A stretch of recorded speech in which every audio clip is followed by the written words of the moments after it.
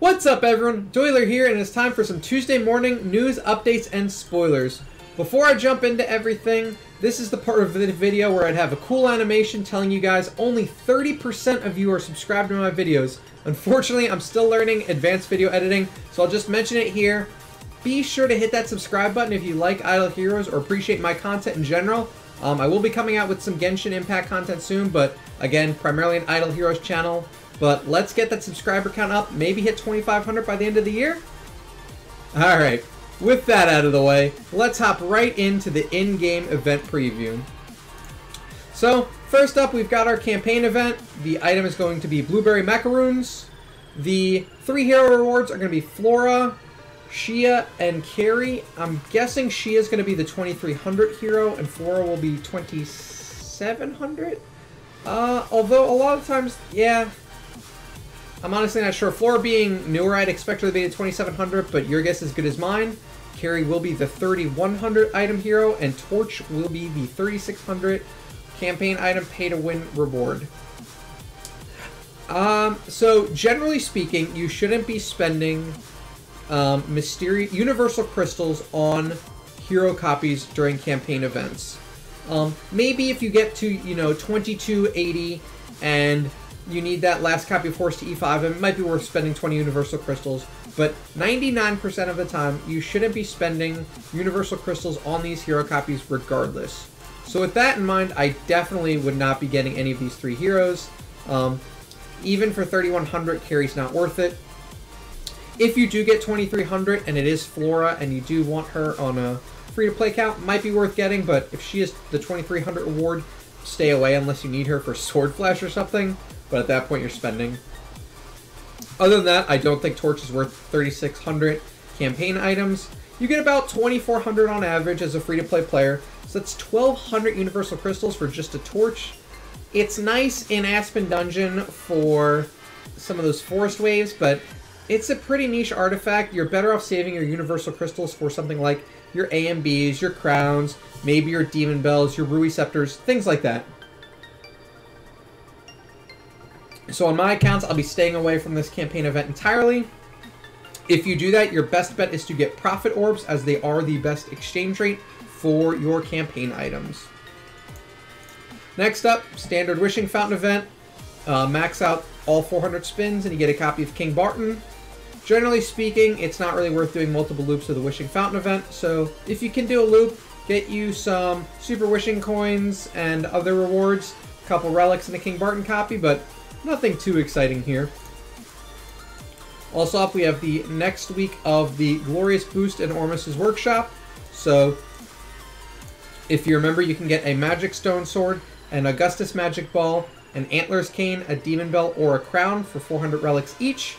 A and B and Crown are both great buys, and for you late game whales, Demon Bell is a consideration.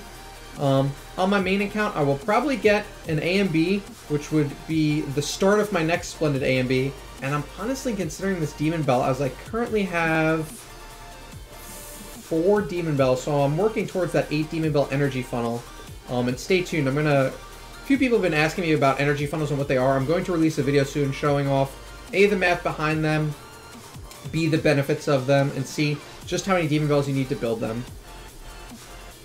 I'd stay away from MSS or Antlers Cane for the 400 relics, unless you're, a super mega whale who only cares about PvP, or sorry, PvE.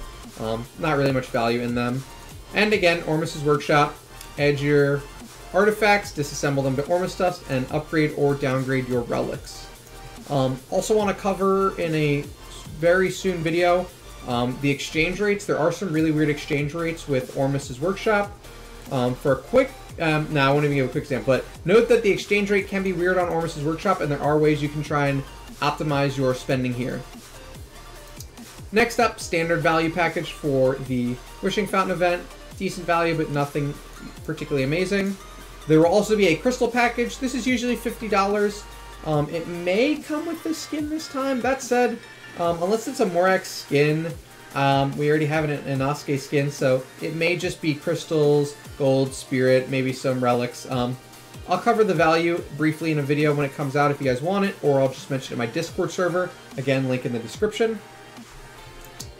Other than that, we have the Mysterious Chest event, and this is an exciting one. So as you can see, there is a hero copy on the screen. What this means is the highest tier chest will not be 6,000 gems for an orange artifact and guild coins, but rather it will be 8,000, and it will come with guild coins, relics, and a hero copy. What does that mean? That means that the best value this event is going to be the 8,000 gem chest, especially because it comes with a copy of Tix. But even last time where it had Amun-Ra, it was still insane value. So the first chest you're going to want to try and save up for is this 8,000 gem chest. Get you another copy of Tix. He's incredible at 5-star for clearing Sealand. He's obviously amazing in Aspen Dungeon if you watched any of my Death 100 videos. And he's incredible in late game Void and Tower. After that, the two chests you're also going to want to buy are the 500 gem chest for 5 heroic scrolls for 500 gem chests, as 100 gems per heroic scroll is the best value you can get in the game. Plus it comes with basically 5,000 free promo stones, and you'll want to get the 1,500 gem Prophet Orb chest, as it is insane value on those Prophet Orbs. Normally they'd run you 1,800 gems alone, plus you get some monster souls. So other than that, you don't really care about the Elite Shard chest or the Chaos Stone chest. Not really worth buying, generally speaking, unless you have a ton of gems that are just burning a hole in your pocket. Normally you only buy those during special events when they come with like the bridge event or so on. So that covers the in-game spoilers. Let's hop on over to the few images that DH Games provided us and some upcoming spoilers. So first up, Brave Trial Chest is finally being updated, and this is an exciting one. So first up, we have the day mode changes. So for 20,000 Dragon Scales, you can get Queen, Bade, or Ormus. 25,000 gets you Siggy, Heartwatcher, Berea, Vesa, or Corpse Demon. And 30k gets you Starlight, Shia, Valk, Jara, Cruz, Horus, Valentino, or King Barton. Nothing super interesting here. Keeping Heartwatcher and Siggy at 25k is great for early game PvE. Other than that, no one in 20 or 25k is worth buying. But Horus for 30,000 Dragon Scales is crazy. Horus is arguably the second best first E5 to build, and now you can get him without having to clear night mode, and for half the price he used to be. I got 2 or 3 copies of Horus on my free-to-play account for 60,000 Dragon Scales each, and they were obviously worth it. If you can get copies of Horus for 30,000 from just day mode, I highly recommend you pick him up if you are still in that early to mid game, you don't have a full team of E5s. This is awesome value. He will help you clear Sealand. He will help you get to Death 1. And he's pretty good in Void and some Flame Shrine stuff. Next up, we have the night mode changes. So for 60,000, we've got Garuda, Olivia, Delacium, Unimax, Penny, Gustin, Nakia, and Ithaqua. A lot of really good carry heroes here, and some that have not been in here before. So if you are still working on your first E5, Garuda, kind of a terrible option in my eyes, but still an option. Delacium, great first E5. Ithaqua, incredibly good first E5. And Penny, really good first E5. Other than that, Olivia is a great PvE hero, or just late game, mid to late game hero if you want to build her. I'd stay away from the Unimax and Nakia and Gustin, generally speaking, but still some really good carry heroes. 90,000, we've got Mim, Belrain, Asmo, and DA. Belrain and Mim are the only ones I'd buy, and Mim only if you're trying to build out your Guild Wars and IDA teams. Last, we've got 100k, Tara, Ada, Amun-Ra, and Aspen. Generally speaking, I'd only get Ada if you need one for Aspen Dungeon. Amun-Ra, useful in a ton of stuff, including late game Void. And maybe a copy of Aspen if you are trying to clear up that Dark Seal land. Next up, the Super Wishing Fountain has been changed. So they've removed, I believe, 17 heroes that were technically elite, but honestly ones you would refresh over anyway. So that brings the total down to 33 elite heroes in the Super Wishing Fountain, including all of the new ones. So this will make your refreshes easier when you're hoarding up those coins. I've got over 100 on a few accounts where I'm just doing my daily refresh hoping to get a copy of a hero I want. So this is a welcome quality of life change. And last but not least, the regular Wishing Fountain has had some 5-star heroes added. So a lot of those that were removed from Super Wishing are found here. No one really of note that I mean, Emily's kind of cool for Mimcheese or Sealand. But other than that, no one of real note, but it is nice to get some variety in here. get some different heroes instead of just constant Dragon Slayer Lux and so on.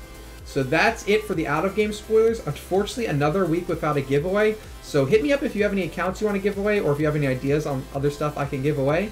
But that's going to wrap up my Tuesday morning video. Please hit that subscribe button if you appreciate these Tuesday morning videos. I'll catch you guys tomorrow.